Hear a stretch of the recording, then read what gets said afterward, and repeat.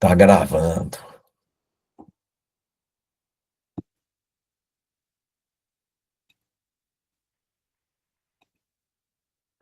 Ok, vamos ver aqui.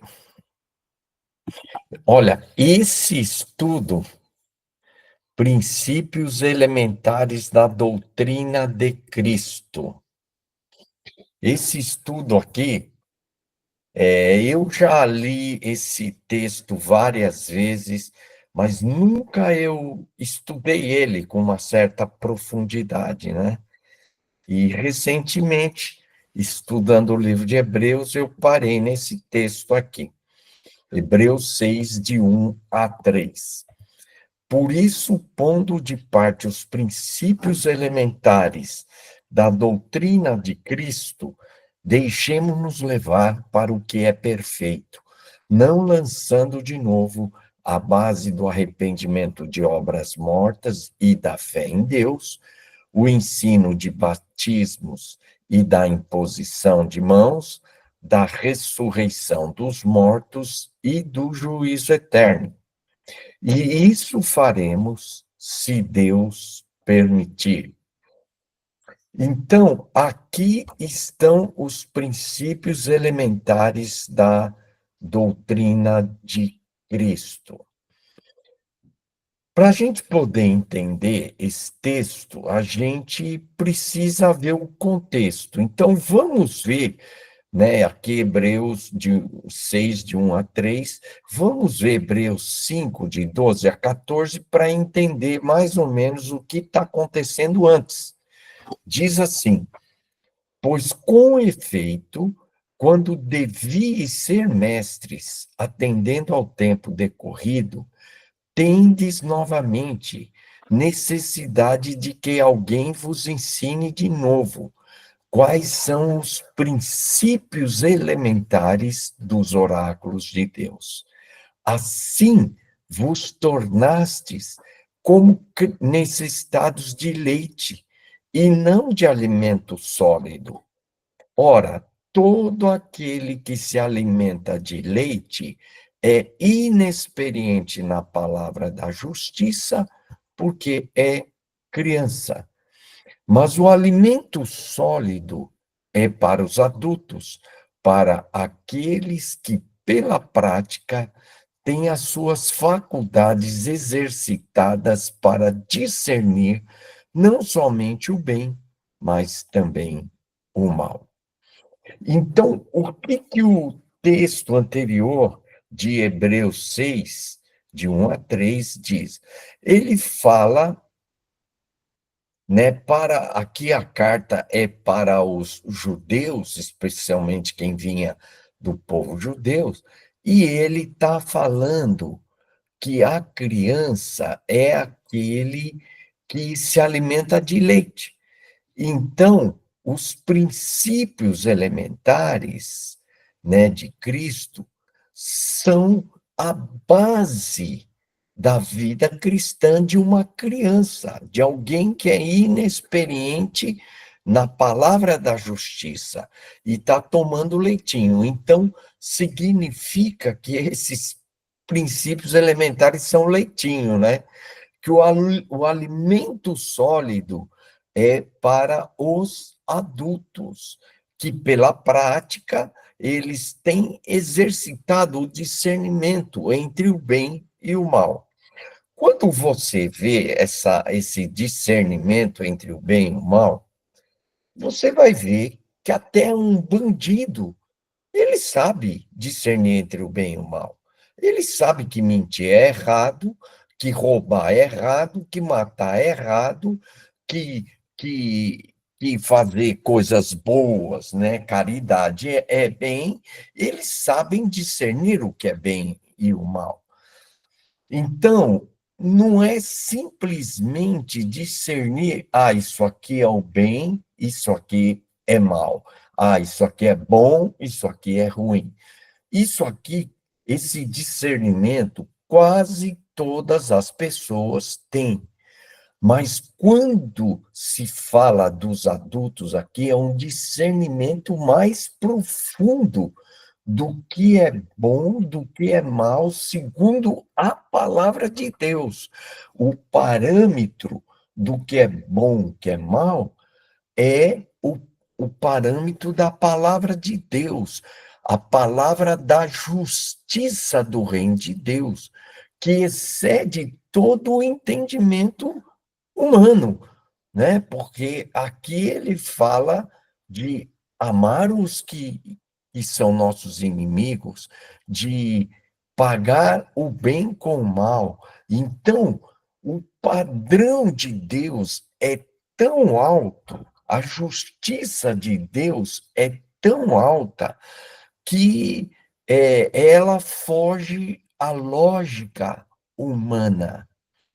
Então, essa justiça de Deus eleva o padrão tão alto que Jesus disse assim em Mateus 5:20, ele disse: a vossa justiça não excederem muito a dos escribas e fariseus, jamais entrareis no reino do céu. Então, a justiça de Deus é o parâmetro do que é bom e do que é ruim. Então, não é esse parâmetro humano, é um parâmetro bem maior. E quando também se fala de bem e o mal, é fácil olhar o bem e o mal na vida de alguém, mas é difícil você discernir o bem e o mal na sua própria vida. Então, todas essas coisas que eu estou falando têm que nos levar a discernir. Então, homens maduros, adultos, cristãos maduros, eles discernem o bem e o mal, mas o parâmetro aqui não é o bem e o mal do homem, da moral humana, mas é da moral espiritual, que excede, né, até a lógica humana, né? E principalmente discerne o bem e o mal na sua própria vida.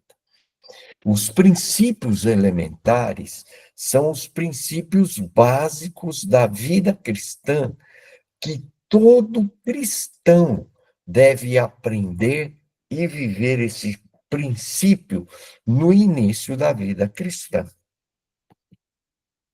São os princípios básicos que todas as crianças espirituais devem aprender e viver no início de sua caminhada com Cristo, na sua vida de corpo e na sua vida pessoal. Então, esses princípios que nós vamos falar aqui, eles são princípios, não é para pessoas experientes, nada, cristãos, né, de muitos anos de experiência cristã, mas são pessoas que estão iniciando a sua jornada cristã, pessoas que são recém-convertidas. Agora, quando você vê aqui, quantos princípios você consegue enxergar aqui, ok? Então, se for ver, tem arrependimentos de obras mortas, fé em Deus, ensino de batismos, imposição de mãos, ressurreição de mortos e juízo eternos.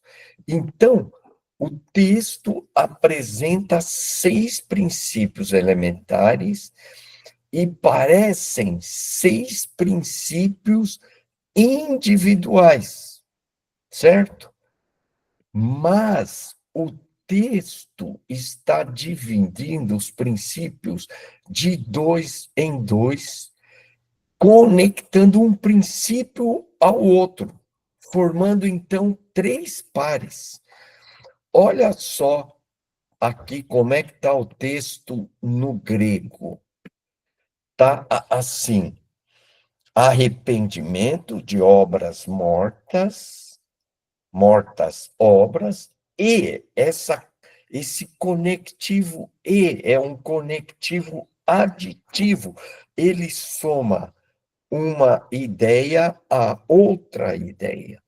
Então, aqui, arrependimentos de obras mortas está unido, somando as duas ideias com fé em Deus.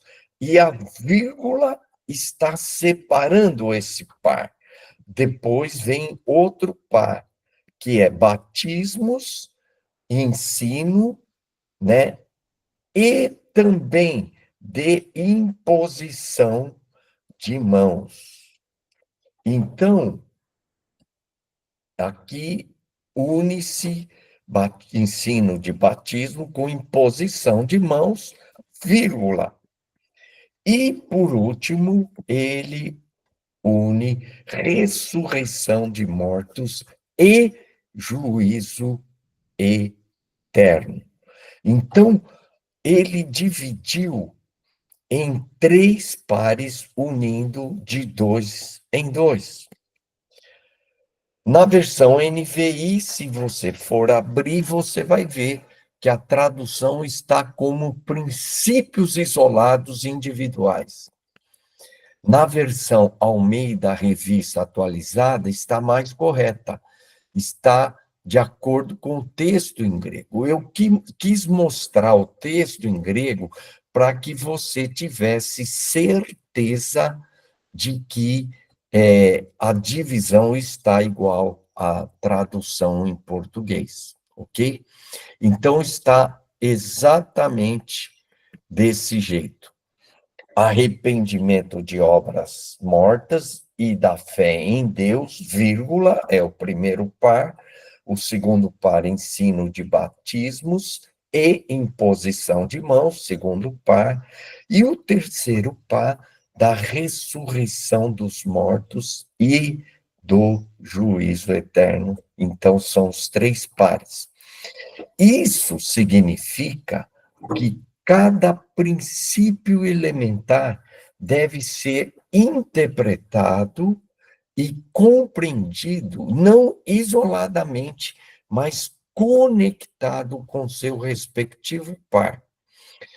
Temos também que entender que esses princípios são para recém-convertidos, são para quem está iniciando a vida cristã. Então, não pode ser algo muito difícil, complicado de entender.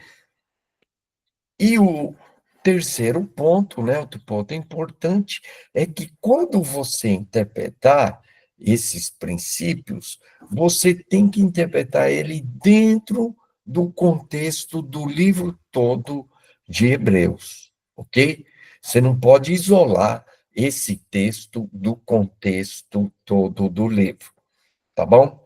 Então, nós vamos mencionar algumas coisas que ele fala antes do capítulo 6 e depois do capítulo 6. Vamos ver o primeiro par, né? Arrependimento de obras mortas e da fé em Deus. O que significa obras mortas? Obras mortas são atos pecaminosos e religiosidade, e aqui religiosidade no sentido negativo. Qual é a conexão entre arrependimento de obras mortas e fé em Deus? Qual é essa conexão? Essa frase aqui é muito importante. Toda obra realizada sem fé em Deus é obra morta. Então, o que torna a obra morta é a ausência da fé em Deus. Atos pecaminosos são atos humanos, carnais, esforço humano. Então, você não tem aqui a fé em Deus, né? Todos os atos pecaminosos são isso. E podem até ser ações boas, mas realizadas pelo homem, sem fé em Deus, são obras do esforço humano, são obras mortas. A religiosidade, olha a frase muito boa essa, é todas as coisas que realizamos para Deus sem fé em Deus. Religiosidade é realizar coisas espirituais sem fé em Deus. Exemplo: orar, jejuar, ofertar, servir o corpo, servir a igreja, se sacrificar, etc. Sem fé em Deus é religiosidade, é obra morta. Sabe o que isso significa, gente? E muitas coisas que nós estamos fazendo hoje, que nós achamos que estamos fazendo para Deus, sem fé, todas essas obras são obras mortas. Então, a gente vai no culto, participa do culto por participar, adora por adorar, ora por orar, lê a Bíblia por ler. Então, tudo isso vai se transformando em obra morta. Hebreus 11:6 diz: de fato, sem fé é impossível agradar a Deus. Então, aqui, o texto está dizendo que a fé, a ausência de fé, não vai agradar a Deus. Sem fé, você não tem como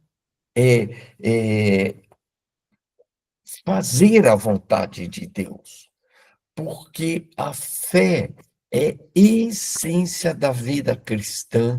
Sem fé em Deus, não existe vida espiritual genuína. Sem fé, não tem como você agradar a Deus. Por isso que tudo que você faz, mesmo que sejam coisas espirituais, sem fé é tudo obra morta, ok?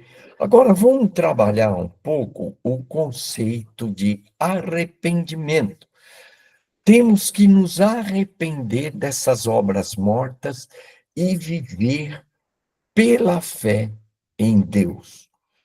Arrependimento no grego é metanoia, mudança de mente. É virar as costas para o pecado com forte desejo de se afastar dele. Não algo só da razão, mas ter um forte sentimento de dor pelo pecado cometido e não querer voltar mais a ele. Então, o arrependimento é uma mudança de mente, mas não é algo só intelectual ou racional, mas envolve todo o seu ser, as suas emoções. Então, quando você peca, você se arrepende, você sente a dor do ato, do pecado, né, cometido. Então, há uma diferença entre arrependimento e remorso. O remorso, ele foca a consequência, e o arrependimento foca no pecado cometido.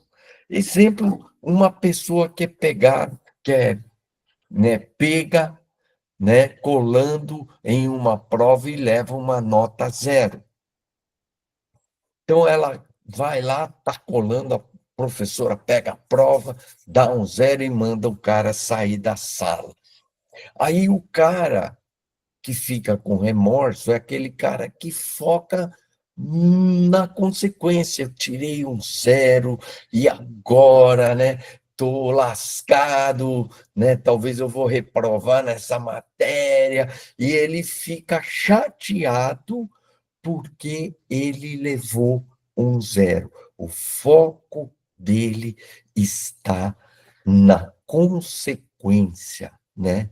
Ele sente o peso. Mas aí em outra matéria, ou na mesma matéria, quando ele puder, ele vai colar de novo. Agora, o arrependimento é quando ele é pego colando e ele se arrepende.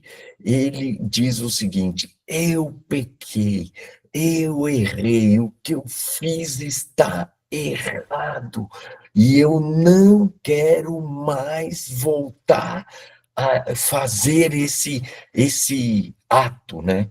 Então, ele foca no pecado cometido, ele tem um forte sentimento de dor e pesar pelo ato cometido, né? E ele não quer mais voltar ao mesmo pecado.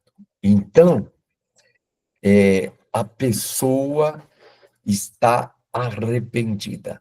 Essa é a diferença entre remorso e arrependimento. E o arrependimento tem 3 etapas. Primeira etapa, reconhecer o pecado.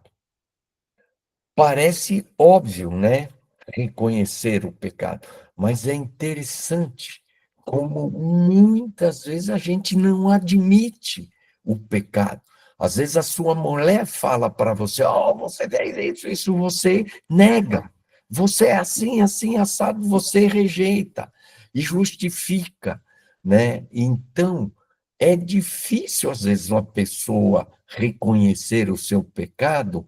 Por quê? Por causa do orgulho. O orgulho impede a gente de reconhecer o pecado. Então, a primeira etapa é reconhecer o pecado. Segundo, é 1 João 1,9, né? Se confessarmos os nossos pecados, ele é fiel para nos perdoar os pecados e nos purificar de toda iniquidade e de toda injustiça. Então, nós temos que confessar. Se confessarmos, então é uma condicional. É quando você admite o pecado, é quando você se arrepende do pecado e confessa ele a Deus, confessa ele a um irmão, né? Aí Deus então vai perdoar e purificar. Então, é sobrenatural quando você confessa com arrependimento genuíno. E o terceiro ponto é receber o perdão do pecado, porque muitas vezes nós confessamos, reconhecemos o pecado, confessamos o pecado, mas muitas vezes a gente tem dificuldade de receber o perdão. Então, assim como você confessa isso pela fé em Deus, você recebe, creia, quando você confessa pela fé, com arrependimento genuíno, e Deus o perdoou do pecado. Amém? E te purificou. Esse primeiro par é a prática do arrependimento genuíno em nossas vidas, que deve ser diário.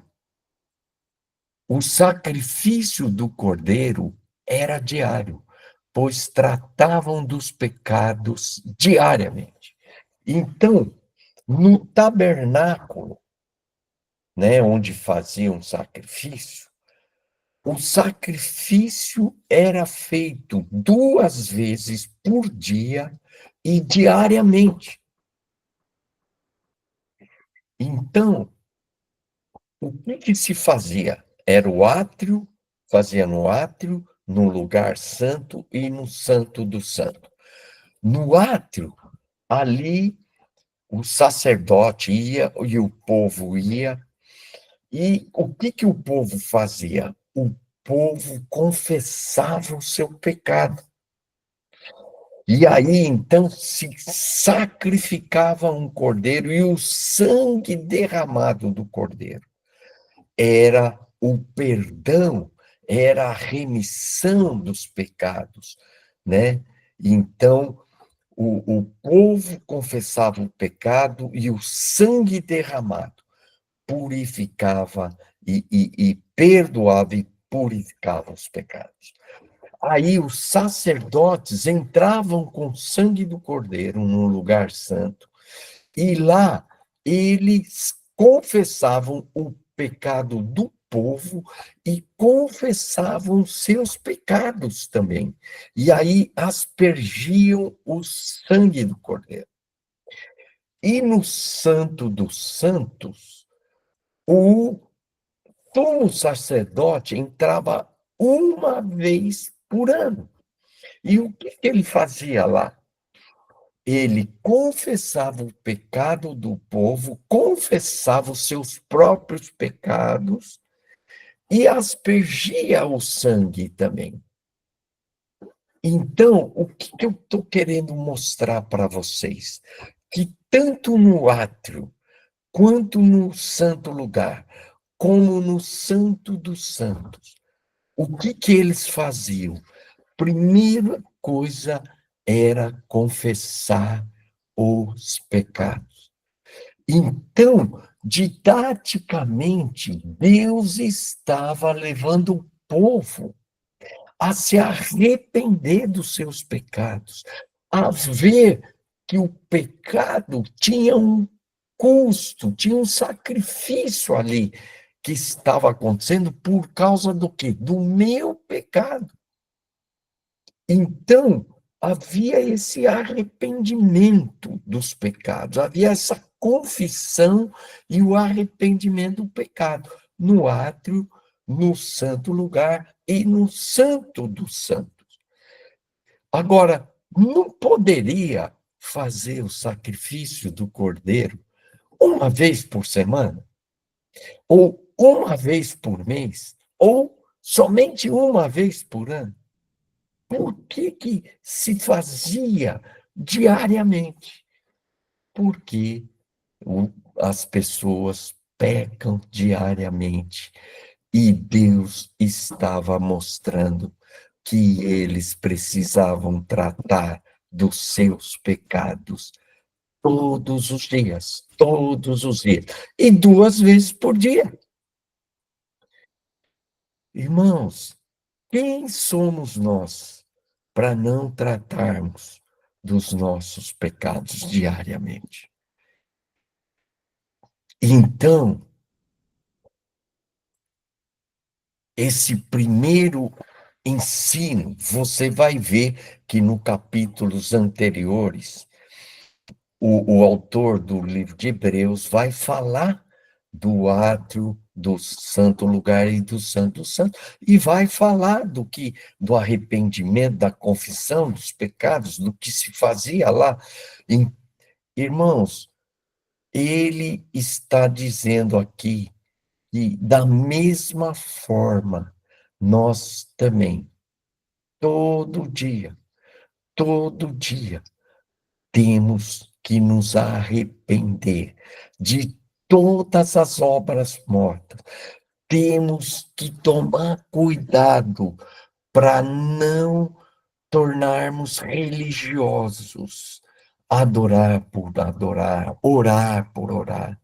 Nós temos que nos arrepender de toda religiosidade e todo pecado, por mínimo que seja, né? Uma mentirinha, um falso testemunho, qualquer coisa, nós devemos nos arrepender. Sem fé em Deus, tudo que fazemos era obra morta, era obra sem vida. Amém?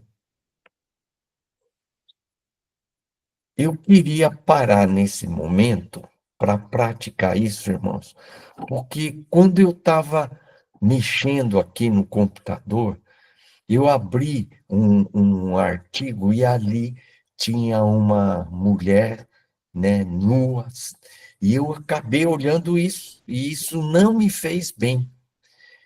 E eu queria pedir perdão, né, e confessar aos irmãos para que eu não continuasse o estudo aqui, né, devia até ter confessado isso antes de começar esse estudo, mas agora que eu cheguei nesse ponto, falando de pecado, Deus me cobrou isso, e eu estou confessando a Deus, né, e confessando a vocês o meu pecado aqui, né, me perdoa, Deus, por esse pecado, em nome de Jesus. Amém.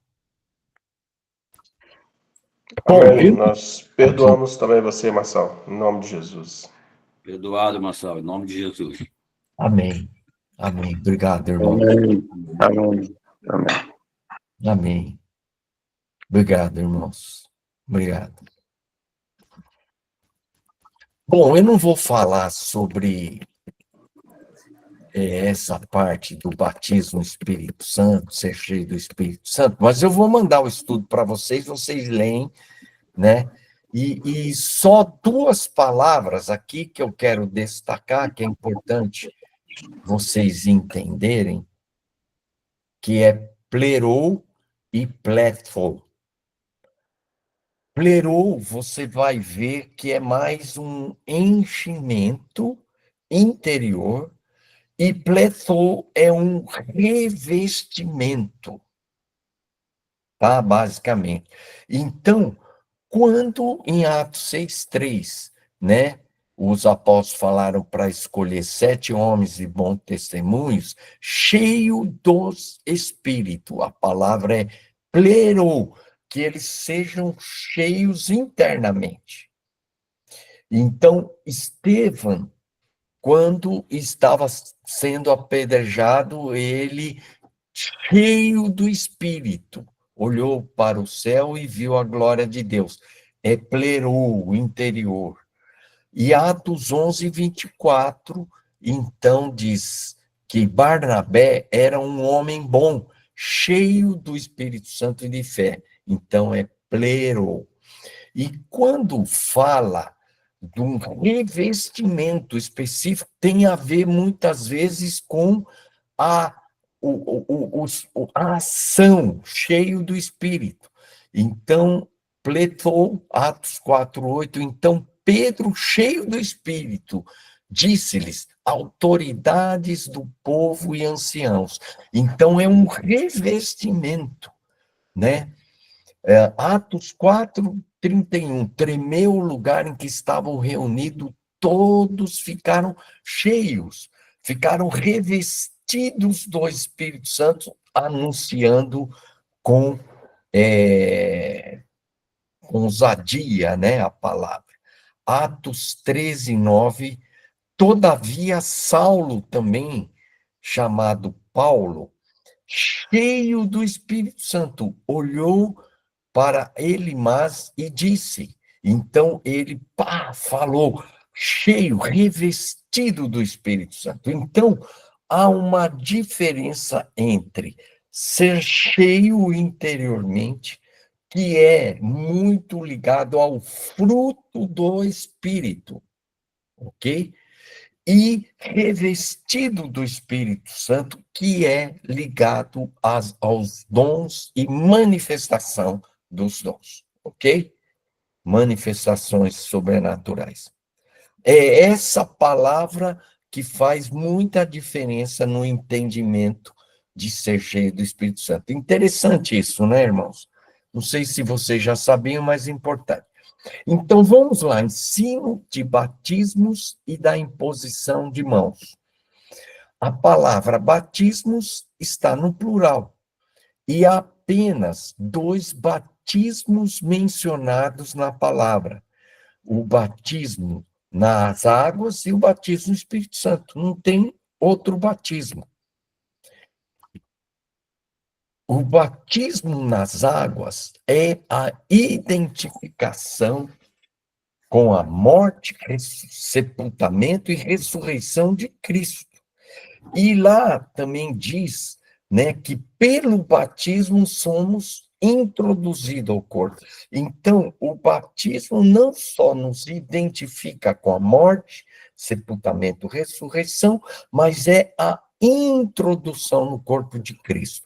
Outro conceito importante do batismo nas águas é que o batismo simboliza a morte do velho homem e o nascimento para uma nova vida em Cristo. Então, aqui, quando antes de mergulhar, está o velho homem, quando ele é mergulhado, ele ressuscita para uma nova vida em Cristo, ok? E o batismo do Espírito Santo é a capacitação para viver essa nova vida. O batismo no Espírito Santo é um revestimento que nos capacita com dons para exercermos nosso ministério no corpo. Então, é um revestimento, né, que vai nos capacitar com dons para exercermos o nosso ministério no corpo. Agora, o que eu estou querendo dizer aqui, uma coisa importante, quando recebemos a Cristo em nossa vida, nós recebemos a Trindade, pois Cristo é um com o Pai e com o Espírito. Portanto, ao receber a Cristo, já recebemos o Pai e o Espírito Santo junto. Não tem como você receber a Jesus isoladamente. Por que é importante entender isso? Porque algumas linhas carismáticas, eles acreditam que você só recebe o Espírito Santo quando você é batizado no Espírito Santo. Enquanto você não ora em línguas, eles creem nisso. A oração em línguas e o batismo no Espírito Santo, se você não é batizado no Espírito Santo, você não recebeu o Espírito Santo. Mas o que eu estou querendo dizer é que é impossível você receber a Cristo e não receber o Pai e o Espírito Santo junto. Então, não tem como receber só a Cristo isoladamente. Quando você se converte, você recebe o Pai, o Filho e o Espírito Santo. Eles passam a habitar em você, ok? E o batismo do Espírito Santo não tem um padrão único. Ele aconteceu antes do batismo nas águas, aconteceu durante o batismo nas águas e após o batismo nas águas. Então, é importante entender isso, porque se você não tem Espírito Santo, se você só recebe quando você é batizado pelo Espírito Santo, significa que se você se converteu, foi batizado, você ainda não tem o Espírito Santo em você, que você só vai receber quando você foi batizado no Espírito Santo. E não é verdade isso, porque você recebe o Espírito Santo junto quando você recebe a Jesus, porque é impossível separar Jesus do Pai, do Filho e do Espírito Santo, ok? Eles são uma coisa só e agem em conjunto e manifestam sempre em conjunto, ok? O ensino de batismo, posição de mãos. A imposição de mãos na cultura judaica era quando o pai ele transmitia a identidade, a missão, o propósito de vida, a bênção e a herança espiritual ao filho, especialmente em momentos de transição para a fase adulta. Então, há o Bar Baracá e o Bat Baracá, né? Onde o judeu, ele pega a criança com 12, 13 anos e fala, agora você não é mais uma criança, agora você é um adulto. E E aqui, como criança, ele não tem responsabilidades na casa, ele é apenas o filho. Mas quando ele passa a ser considerado adulto, ele assume a identidade dele, ele assume a responsabilidade, ele tem um propósito que é colocado, e ele é abençoado, e ele recebe a herança espiritual ali. A herança material ele só recebe depois que o pai falecer. Então, na Bíblia, né, isso aqui em cima dentro da cultura judaica, né, e basicamente é identidade e propósito. Então, você abençoa a criança transmitindo a identidade. Você é meu filho. Seu nome é isso, porque você é isso. Então o judeu, ele transmitia, abençoava a identidade e o propósito, né? Que você vai ser isso, você vai realizar. Então, identidade e propósito. E quando eles faziam, né, na sexta-feira, o sabá, né, o Shabá, e eles também sempre oravam, né, transmitindo a identidade, reafirmando identidade e propósito, ok? Isso é muito interessante, né? Esse final de semana, um amigo ensinou sobre a bênção, né? Falando justamente sobre isso, identidade e propósito. E o judeu, né, o pai, fazia isso, todo Shabá, né, ele fazia essas oração, abençoando espiritualmente, transmitindo a bênção, a herança espiritual, mas principalmente a identidade e propósito. Agora, a imposição de mãos na Bíblia aparece em ato de reconhecimento de identidade e transferência de autoridade para o ministério. Um ato onde a pessoa estava revestindo do Espírito Santo, que capacita a pessoa para viver a vida cristã e capacita com dons espirituais para exercer o ministério. E o ato, né, do envio ministerial para cumprir sua missão no corpo de Cristo para o mundo, o propósito, né, de vida transferido para ele ali. Então, e o batismo, então, essa conexão do batismo em posição de mãos, né, são essa confirmação. Então, quando você está batizando nas águas, você está transmitindo essa identidade. E a pessoa tem que entender isso. Ela está o quê? Recebendo a identidade e autoridade de Cristo, que habita em você, para fazer o que ele fez como parte do corpo de Cristo. Então, é uma transmissão da identidade, né, de Cristo e a autoridade de Cristo. Você agora é como Cristo, você tem Cristo em você e você tem autoridade para fazer o que Cristo fez.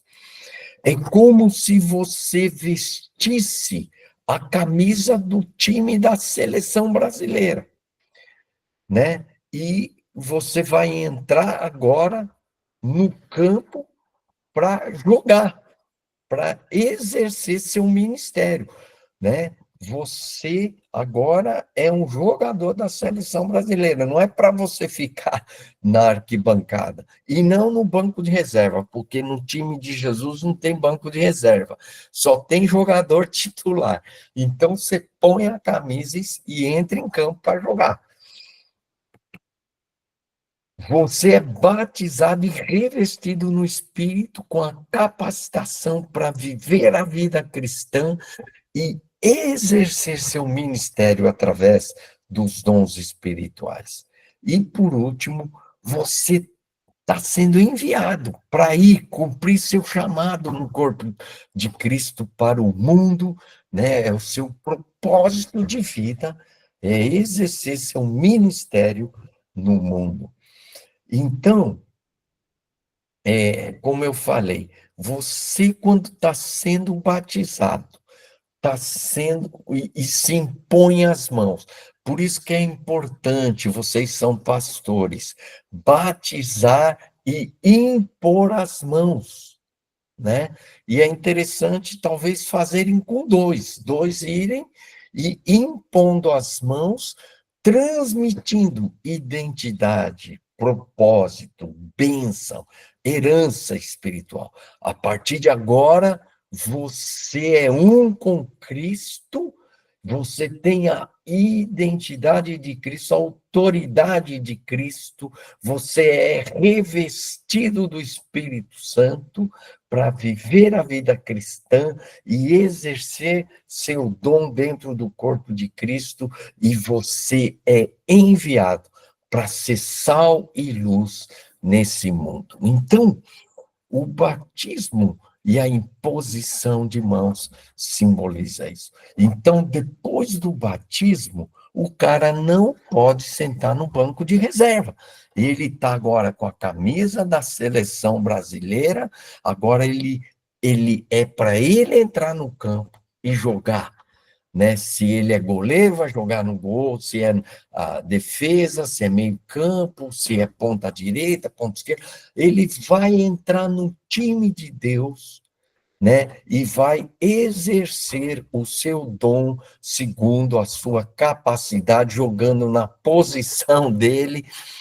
Então, não é para ele ficar sentado de reserva e nem na arquibancada. Então, muitos cristãos não entenderam esse princípio elementar do ensino dos batismos, entender o batismo nas águas, o que significa, o batismo no Espírito Santo, o que significa, e a imposição de mãos, o que significa.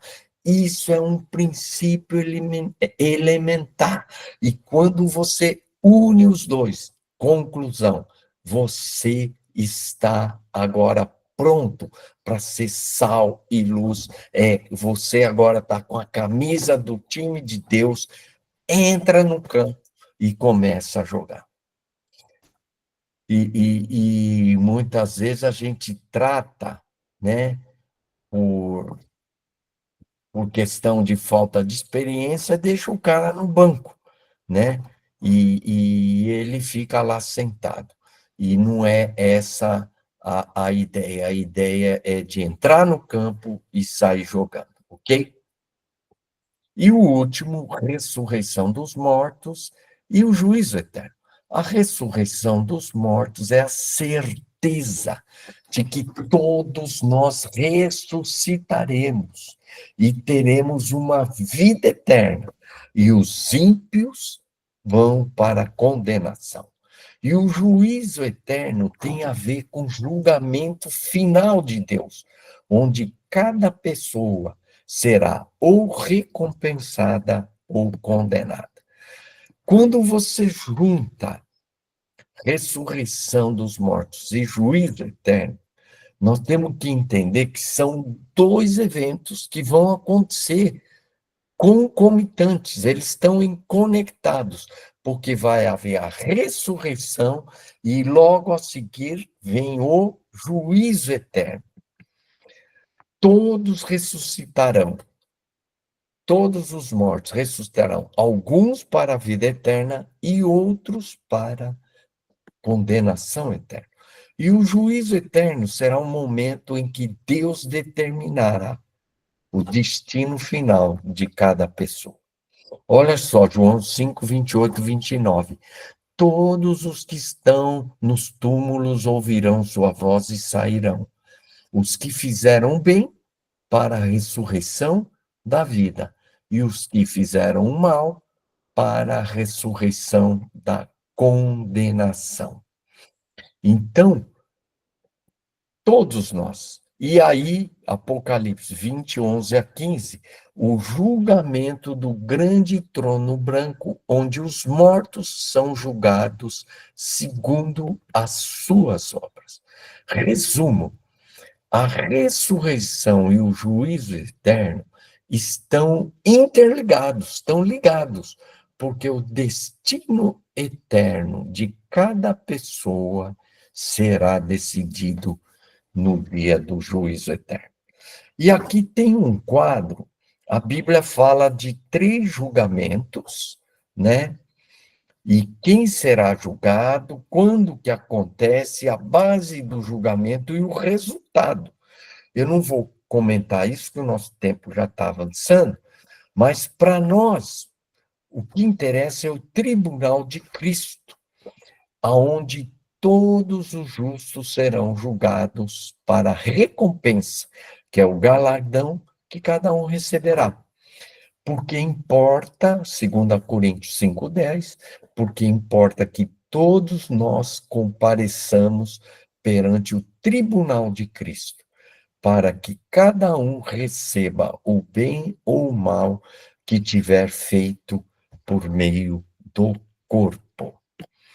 Sabem qual é o significado disso? Significa o seguinte: tudo aquilo que fazemos ou deixamos de fazer aqui na Terra irá afetar nossa eternidade. Então, no tribunal, tudo que você fez, de bem ou de mal, no seu corpo, vai ser julgado. E isso vai afetar a sua eternidade. Então, a ressurreição dos mortos é essa certeza que temos a vida eterna, né? Porque a gente já tem. E o juízo eterno, essa certeza de que haverá um julgamento, aonde nós que somos salvos seremos julgados e cada um vai receber a sua recompensa segundo o bem e o mal que fez. Então, conclusão: aquilo que você fizer ou deixar de fazer aqui na Terra irá afetar a sua eternidade. Então, é isso que Jesus diz: não acumuleis para vós outros tesouros sobre a terra, mas ajuntai para vós outros tesouros no céu, porque onde está o teu tesouro, aí estará também o teu coração. Então, Jesus está dizendo claramente que não é para a gente viver aqui na Terra conquistando coisas aqui na Terra, mas viver aqui na Terra para conquistar coisas na eternidade. Nós temos que viver aqui na Terra com o foco nas coisas eternas. E é isso que os cristãos recém-convertidos aprendiam, que a vida deles, tudo que eles fizerem aqui, por causa da justiça de Deus, por causa do amor a Cristo, isso gerará tesouros lá no céu. Então, como nós podemos ajuntar tesouros no céu? Ajuntamos tesouros ou recompensas no céu, por tudo que fazemos e sofremos, por causa da justiça de Deus e por amor a Cristo. É essa consciência que nós temos que ter, que nós estamos gerando tesouros lá no céu. Pergunto eu, vocês estão realmente focados nisso, em gerar tesouros no céu? Será que vocês estão realmente vivendo aqui na Terra, não para conquistar coisas na Terra, mas para conquistar coisas lá no céu? Então, preste atenção. Ir à igreja, orar, jejuar, sofrer, por si só, pode não ser obra viva, pode ser obra morta. Sem fé em Deus é tudo obra morta. Nós temos que fazer por causa da justiça de Deus e por amor a Cristo e com fé em Deus. Amém, irmãos? Era isso que eu tinha para compartilhar com vocês hoje, né? E eu gostaria de ver aí umas 2, 3 pessoas aí que possam, né, dar uma palavra aí, alguma coisa que foi importante para você hoje. Quem gostaria de dar uma palavra? Marçal, eu só queria falar uma coisa aqui que muito me tocou agora no finalzinho aqui, quando você falou que nós vamos estar diante do tribunal de Cristo, né? Nessa hora veio um peso muito grande, porque a gente vive aqui e às vezes esquece disso, né? Todos os nossos pensamentos, todos os nossos atos, todas as nossas ações, né? E só pensar que nós vamos estar diante do Senhor ali. É tremendo, né? Mas eu quero estar diante dele assim com alegria, limpo, né? Quero estar diante dele radiante, não temendo, não trazendo culpa. Que o Senhor tenha misericórdia de nós. Esse vai ser um Amém. grande dia, né? Amém. Mais uma pessoa quiser falar?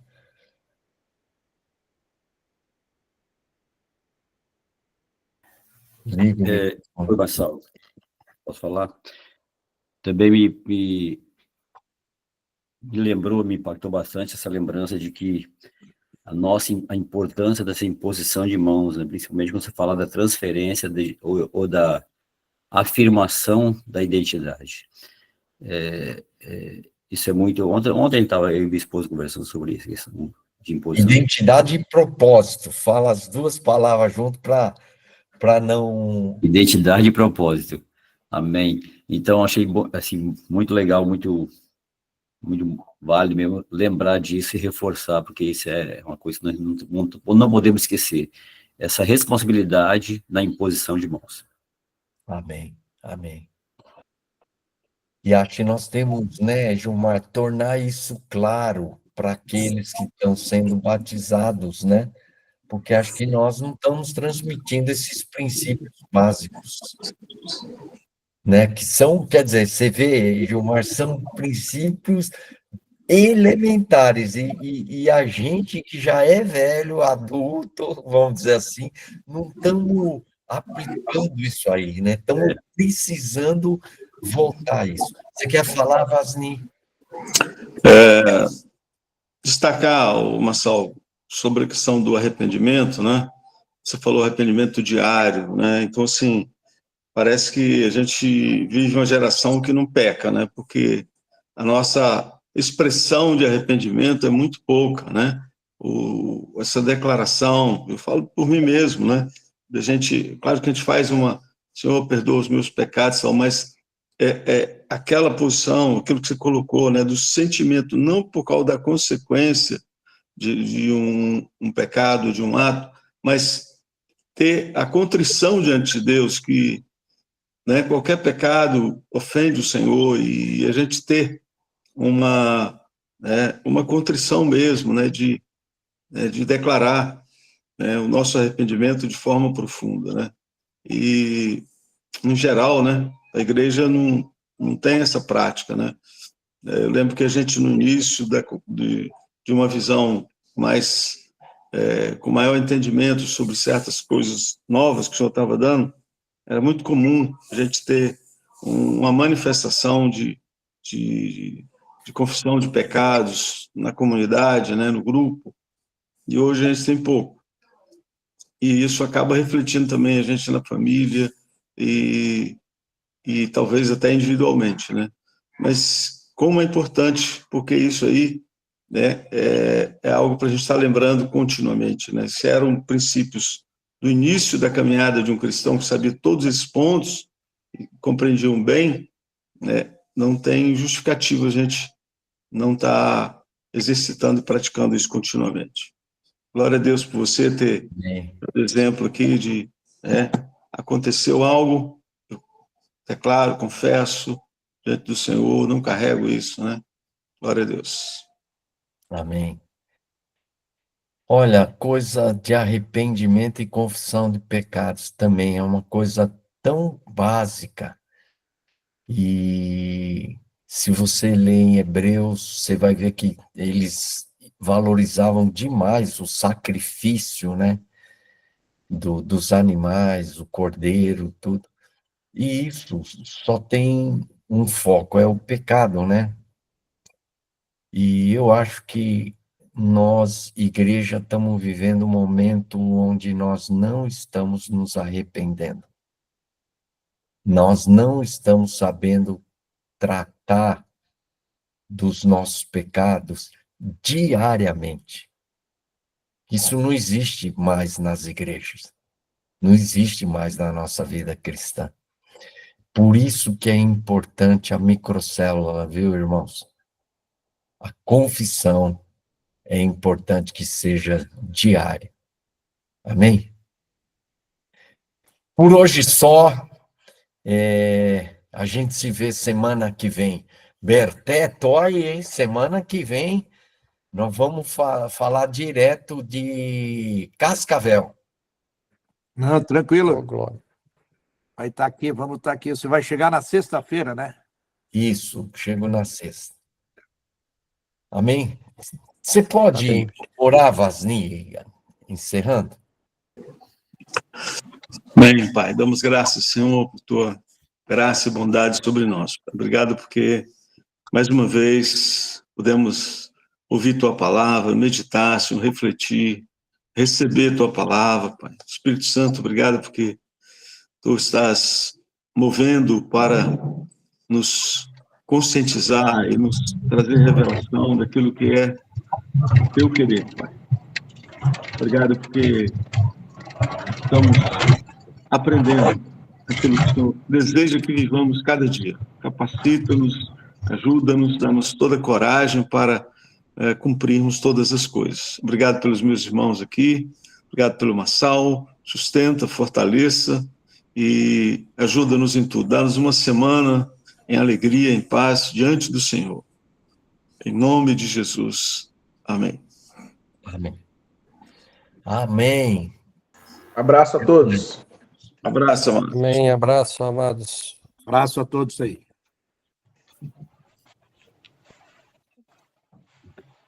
Fala aí, João. Fala, abençoado. Como é que tá, Claudinei? Graças a Deus, tudo bem. Vamos lá, para o sábado de bênção aí. Você tá indo pro trampo, né? Não, fui levar a minha esposa no trabalho, tô voltando para casa já. Ah, tá bom. Deus abençoe Trabalho então só aí. E o próximo fim de semana tamo aí, hein? Em Cascavel, hein? Olha só, cara. Deu até Então vai estar aqui ao vivo. Se não fosse tão longe assim, ia dar um pulinho aí, cara. Tô na metade do caminho, né? Mas amém. Deus abençoe. Amém, abençoado. Bom fim de semana. Amém. Tchau, tchau.